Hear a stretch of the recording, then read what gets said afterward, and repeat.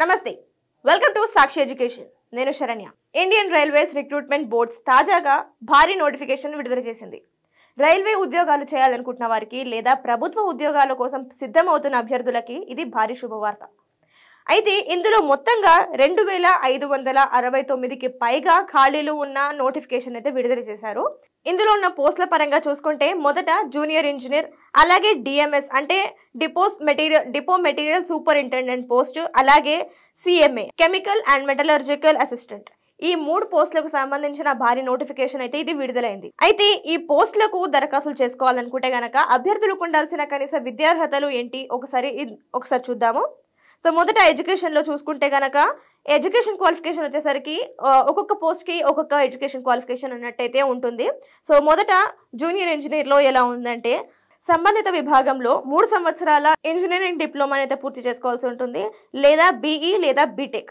ఈ మూడిట్లో ఏదైనా విద్యార్హత అయితే పొంది ఉండాల్సి ఉంటుంది అయితే ఈ విభాగాలు వచ్చేసరికి సివిల్ మెకానికల్ ఎలక్ట్రికల్ అలాగే electronics and science and technology ఈ బ్రాంచెస్ లో ఏదైనా ఒక బ్రాంచ్ నుంచి వారి విద్యార్హత అయితే పూర్తి చేసుకోవాల్సి ఉంటుంది దీని తర్వాత డిపో మెటీరియల్ సూపరింటెండెంట్ పోస్ట్ చూసుకుంటే గనక ఇందులో ఏదైనా బ్రాంచ్ లో 3 సంవత్సరాల ఇంజనీరింగ్ డిప్లొమా పూర్తి చేసుకోవాల్సి ఉంటుంది పైన మనం చూసుకున్నదైతే బీఈ బీటెక్ తో పాటు ఉంది ఇక్కడ ఓన్లీ ఇంజనీరింగ్ డిప్లొమాలో మాత్రమే పైన మనం చూసుకునే ఈ బ్రాంచెస్ అంటే సివిల్ ఎలక్ట్రికల్ మెకానికల్ అలాగే ఎలక్ట్రానిక్స్ సైన్స్ అండ్ టెక్నాలజీ ఈ బ్రాంచ్ల్లో ఏదైనా ఒక బ్రాంచ్ నుంచి అభ్యర్థి ఇంజనీరింగ్ డిప్లొమా అనేది పూర్తి చేసుకోవాల్సి ఉంటుంది అది 3 సంవత్సరాలది పూర్తి చేసుకోవాల్సి ఉంటుంది ఆ తర్వాత CMA chemical and metallurgical assistant ఈ పోస్ట్కి దరఖాస్తులు చేసుకోవాలనుకుంటే కనుక అభ్యర్థి డిగ్రీ పూర్తి చేసుకోవాల్సి ఉంటుంది ఈ డిగ్రీలో బిఎస్సి ఇందులో ఫిజిక్స్ అండ్ కెమిస్ట్రీ సబ్జెక్టులతో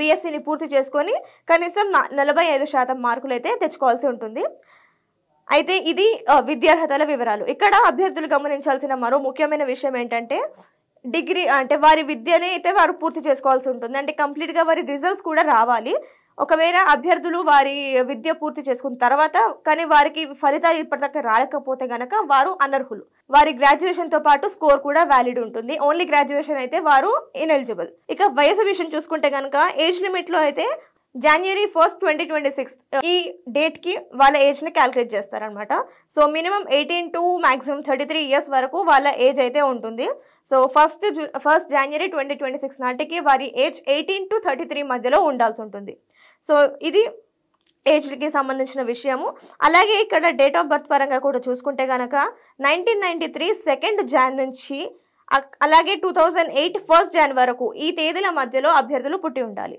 సో ఇది వివరంగా మన ఏజ్ లిమిట్ వివరాలు అలాగే వయో సడలింపు విషయం చూసుకుంటే కనుక కేటగిరీ పరంగా ఎస్సీ ఎస్టీ అభ్యర్థులకైతే 5 సంవత్సరాల సడలింపు ఉంటుంది అలాగే ఓబీసీ కేటగిరీకి చెందిన వారికి అయితే 3 సంవత్సరాల సడలింపు ఉంటుంది ఇక పీడబ్ల్యూబీడీ విషయంకి వస్తే కనుక 10 నుంచి 15 సంవత్సరాల వయో సడలింపు అనేది ఉంటుంది ఇక ఎక్స్ సర్వీస్ మెన్ అంటే మాజీ సైనికులకైతే ప్రభుత్వ నిబంధనల ప్రకారం అయితే వారికి వయో సడలింపు అనేది వర్తిస్తుంది సో ఇది అర్హతలకు సంబంధించిన పూర్తి వివరాలు ఇక దరఖాస్తులు వచ్చేసరికి ఇప్పటికే దరఖాస్తులు అయితే ప్రారంభం అయిపోయాయి ఆన్లైన్ విధానంలో అయితే దరఖాస్తులు చేసుకోవాల్సి ఉంటుంది అఫీషియల్ వెబ్సైట్ నుంచి అభ్యర్థులు వారి దరఖాస్తుల ప్రక్రియ అనేది పూర్తి చేసుకోవాల్సి ఉంటుంది ఈ దరఖాస్తులు అనేది అక్టోబర్ 31వ తేదీన ప్రారంభమైంది సో చివరి తేదీ వచ్చేసరికి డిసెంబర్ 10వ తేదీ ఈ డిసెంబర్ 10వ తేదీన అభ్యర్థులు వారి దరఖాస్తులను పూర్తి చేసుకోవాల్సి ఉంటుంది సో దరఖాస్తులో అభ్యర్థులు వారు చెల్లించాల్సిన రుసుము విషయం చూసుకుంటే కనుక ఇది కూడా కేటగిరీ పరంగా జనరల్ అండ్ ఓబీసీలో అయితే వారికి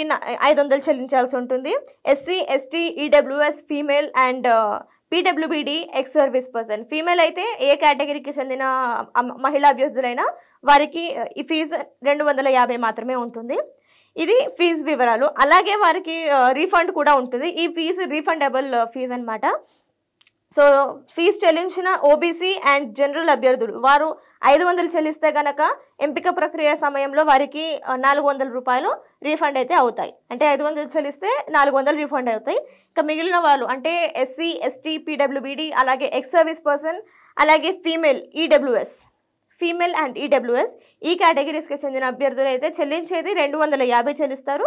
వారికి తిరిగి రీఫండ్ అయ్యేది కూడా 250 రూపాయలు మాత్రమే. సో జనరల్ ఓబీసీ అభ్యర్థులు మాత్రము 500 చెల్లించాల్సి ఉంటుంది. సో వారికి రీఫండ్లో 400 రూపీస్ వారికి రీఫండ్ అవుతాయి. ఆ తర్వాత ఎస్సీ ఎస్టీ ఈడబ్ల్యూఎస్ మహిళా అభ్యర్థులు, పీడబ్ల్యూబీడీ అభ్యర్థులు, అలాగే ఎక్స్ సర్వీస్ పర్సన్స్ ఎవరైతే ఉంటారో వారందరూ కూడా 250 రూపాయలు చెల్లించాల్సి ఉంటుంది. వారికి రీఫండ్ అయ్యే అమౌంట్ కూడా సేమ్ 250 రూపాయలు రీఫండ్ అవుతాయి. సో ఇవి దరఖాస్తులు, వాటి ఫీజుకి సంబంధించిన పూర్తి వివరాలు. ఇక నెక్స్ట్ ఎంపిక విధానం చూసుకుందాము. ఎంపిక విధానంకి వస్తే కనుక వారికి 4 దశల్లో ఎంపిక విధానం అనేది జరుగుతుంది. సో మొదట వారికి కంప్యూటర్ బేస్డ్ టెస్ట్ ఉంటుంది. ఇది 2 లెవెల్స్లో ఉంటుంది. ఒకటి స్క్రీన్ టెస్ట్, అలాగే ఫైనల్ మెరిట్ టెస్ట్. సో ఆ తర్వాత వారికి డాక్యుమెంట్ వెరిఫికేషన్ అనేది జరుగుతుంది. ఆ తర్వాత మెడికల్ ఎగ్జామినేషన్ అయితే నిర్వహిస్తారు. మొదట స్క్రీనింగ్ టెస్ట్ చూసుకుంటే గనక ఇందులో మొత్తం 100 ప్రశ్నలు అయితే అడుగుతారు. సో దీనికి అభ్యర్థులకు కేటాయించే సమయం 90 నిమిషాలు, అంటే 1:30 నిమిషాలు ఉందన్నమాట. సో ఇందులో వారికి టాపిక్స్ నుంచి వచ్చే ప్రశ్నల ఆధారంగా చూసుకుంటే గనక మ్యాథమెటిక్స్ నుంచి 30 ప్రశ్నలు వస్తాయి, అలాగే రీజనింగ్ నుంచి 25, అలాగే జనరల్ అవేర్నెస్ నుంచి 15, జనరల్ సైన్స్ టాపిక్ నుంచి 30 ప్రశ్నలు అయితే అడుగుతారు. So second computer based test level చూసుకుంటే కనుక మొదటి దాంట్లో మనకి 100 ప్రశ్నలు అడిగారు. సో ఇందులో ఒక 50 పెరుగుతుంది. సో ఇందులో మొత్తం 150 ప్రశ్నలు అయితే ఉంటాయి. మొత్తం 2 గంటల సమయం అయితే కేటాయిస్తారు వారికి, అంటే 120 మినిట్స్ ఉంటుంది. సో ఇందులో టాపిక్స్ పరంగా చూసుకుంటే కనుక జనరల్ అవేర్నెస్ నుంచి 15 ప్రశ్నలు అడుగుతారు. ఆ తర్వాత ఫిజిక్స్ అండ్ కెమిస్ట్రీ నుంచి 15 ప్రశ్నలు, బేసిక్స్ ఆఫ్ కంప్యూటర్ నుంచి 10 ప్రశ్నలు, అలాగే ఎన్వైరన్మెంట్ అండ్ పొల్యూషన్ నుంచి 10 ప్రశ్నలు, ఇక టెక్నికల్ ఎబిలిటీ నుంచి 100 ప్రశ్నలు ఉంటాయి. సో ఈ రకంగా మొత్తం 150 ప్రశ్నలు ఉంటాయి. సో ఇది ఎంపిక ప్రక్రియకి సంబంధించిన వివరాలు, అంటే CBT 1 అండ్ CBT 2 ఈ రెండింటికి సంబంధించిన వివరాలు అయితే ఇలా ఉంటాయి. ఆ తర్వాత డాక్యుమెంట్ వెరిఫికేషన్ ఉంటుంది. దాని తర్వాత ఆ డాక్యుమెంట్ వెరిఫికేషన్లో కూడా అభ్యర్థులు వారికి ఇన్ఫార్మ్ చేసే విధంగా ప్రతి ఒక్క డాక్యుమెంట్ని వారు వెరిఫికేషన్కి తీసుకెళ్లాల్సి ఉంటుంది. ఆ తర్వాత మెడికల్ ఎగ్జామినేషన్ అయితే నిర్వహిస్తారు. సో ఆ తర్వాతే తుది ఎంపిక అనేది నిర్వహిస్తారు. వీటన్నిటిలో మీరు సాధించే స్కోర్ ఆధారంగా ఫైనల్ మెరిట్ లిస్ట్లోకి మీ పేరు అయితే వెళ్తుంది. ఈ ముఖ్య తేదీల విషయం చూసుకుంటే కనుక ఇందాక మనము చివరి తేదీ మాట్లాడుకున్నట్లయితే డిసెంబర్ 10వ తేదీ. ఆ తర్వాత ఫీజు చెల్లింపుకి అయితే మనకి 2 రోజులు ఎక్కువ టైం ఉంది. అంటే డిసెంబర్ 12వ తేదీ వరకు మనం ఆన్లైన్లో ఫీజు చెల్లింపు అనేది పూర్తి చేసుకోవచ్చు. ఆ తర్వాత ఏదైనా మార్పులు చేసుకోవాలనుకుంటే, అంటే ఇది కరెక్షన్ విండోకి సంబంధించింది అనమాట. అంటే మీరు ఏదైనా ఫామ్లో మీరు ఏదైనా ఫిలప్ చేయకపోయినా, లేకపోతే ఏదైనా తప్పుగా ఫిలప్ చేసినా దాన్ని కరెక్ట్ చేసుకోవాలనుకున్నా కూడా మీకు ఇచ్చే గడువు డిసెంబర్ 13వ తేదీ నుంచి 22వ తేదీ వరకు ఈ కరెక్షన్ విండో అనేది ఓపెన్ ఉంటుంది. సో ఈ గడువులోనే మీరు మీ కరెక్షన్ని పూర్తి చేసుకోవాల్సి ఉంటుంది. ఆ తర్వాత మీకు ఈ అవకాశం అయితే ఉండదు. సో ఆ తర్వాత స్క్రైబ్ వివరాల సమర్పణ చేసుకోవాలనుకుంటే కనుక మీకు డిసెంబర్ 23వ తేదీ నుంచి 27వ తేదీ వరకు అయితే గడువు ఉంటుంది. సో ఇది ఆర్ఆర్బి తాజాగా విడుదల చేసిన భారీ నోటిఫికేషన్ కు సంబంధించిన వివరాలు. మరిన్ని వివరాలను తెలుసుకునేందుకు అఫీషియల్ నోటిఫికేషన్ అయితే సందర్శించండి. ఇటువంటి మరిన్ని ఎడ్యుకేషన్ అండ్ జాబ్ అప్డేట్స్ కోసం సాక్షి ఎడ్యుకేషన్ యూట్యూబ్ ఛానల్ని సబ్స్క్రైబ్ చేసుకోండి.